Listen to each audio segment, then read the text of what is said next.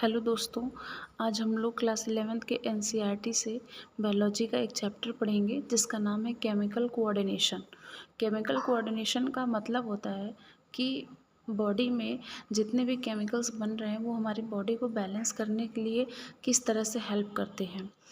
अब इन chemical coordination के अंदर हम लोग इन जो टॉपिक स्पेशली पढ़ेंगे वो है एंडोक्राइन ग्लैंड्स। चलिए देखते हैं कि एंडोक्राइन ग्लैंड्स किसे कहते हैं।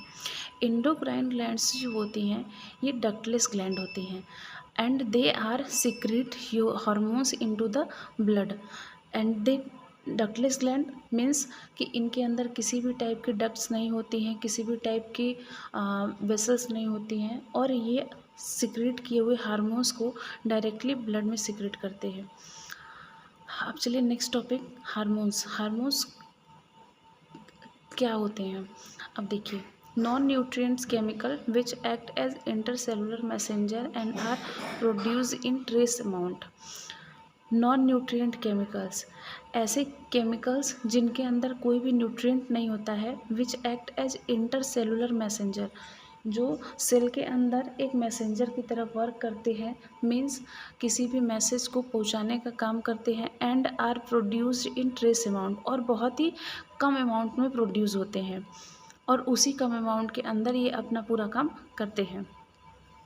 तो ये हो गए हमारे एंडोक्राइन ग्लैंड्स और इनसे सीक्रेट होने वाले केमिकल्स को हम लोग हार्मोन्स कहते हैं। अब चलिए हम लोग देखते हैं केमिकल कोऑर्डिनेशन के अंतर्गत एंडोक्राइन ग्लैंड आता है और एंडोक्राइन ग्लैंड के अंदर कौन कौन से ग्लैंड आते हैं। अब देखिए सबसे पहले जो पहला ग्लैंड आता है इसको हम लोग हाइपोथैलेमस बोलते हैं। हाइपोथैलेमस क्या होता है? Basal part of diencephalon and forebrain. Forebrain और डायनसेफेलॉन का सबसे बेसिक वाला जो पार्ट होता है, सबसे बेस में जो प्रेजेंट होता है उसे हम लोग हाइपोथैलेमस कहते हैं। और इस ग्लैंड का एक अदर नेम भी है जिसे बोलते हैं master of master gland. Master of master gland इसे क्यों बोलते हैं? क्योंकि it regulate the synthesis and secretion of pituitary gland, क्योंकि ये पिट्यूटरी ग्लैंड के सिक्रेशन और सिंथेसिस को कंट्रोल करता है। और पिट्यूटरी ग्लैंड जो होता है, पिट्यूटरी ग्लैंड को पूरे बॉडी का मास्टर ग्लैंड कहा जाता है और मास्टर ग्लैंड को कंट्रोल करने वाला कौन होता है? हाइपोथैलेमस। इसलिए हाइपोथैलेमस को मास्टर ऑफ मास्टर ग्लैंड कहते हैं। इम्पॉर्टेंट है। अब देखिए हार्मोन्स ऑफ हाइपोथैलेमस, यानी हाइपोथैलेमस से कौन कौन से हार्मोन्स रिलीज होते हैं। सबसे पहला रिलीजिंग हार्मोन्स, दूसरा होता है इनहिबिटरी हार्मोन्स।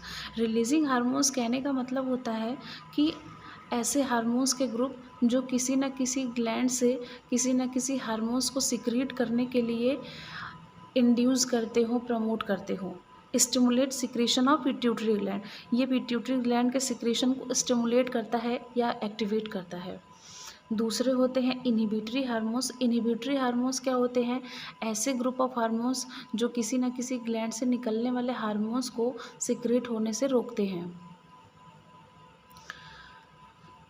अब इन रिलीजिंग हार्मोन्स में जो पहला सबसे हार्मोन्स होता है उसको हम लोग बोलते हैं GnRH hormone. Okay, GnRH hormones का पूरा नाम होता है गोनाडोट्रोपिन रिलीजिंग हार्मोन्स। अब गोनाडोट्रोपिन रिलीजिंग हार्मोन्स क्या करते हैं? Stimulate pituitary synthesize and release of gonadotropin hormones.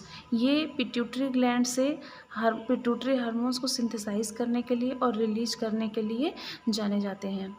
और दूसरे ग्रुप ऑफ हार्मोन्स जो हम लोगों ने हाइपोथैलेमस के अंदर पढ़ा वो था इनहिबिटरी हार्मोन्स और इसके एग्जांपल होते हैं सोमैटोस्टैटिन्स। अब सोमैटोस्टैटिन्स क्या होते हैं? Inhibit the release of growth hormones from pituitary. ये पिट्यूटरी ग्लैंड से रिलीज होने वाले हार्मोन्स को इनहिबिट करते हैं, मीन्स रोकते हैं। जब कभी भी बॉडी में हार्मोन्स का जो सिक्रीशन है वो ज़रूरत से ज़्यादा हो जाता है, आवश्यकता से ज़्यादा हो जाता है, तो उस कंडीशन में सोमैटोस्टैटिन्स इन हार्मोन्स को रिलीज होने से रोकते हैं, इसीलिए इन्हें इनहिबिटरी हार्मोन्स कहा जाता है। ओके,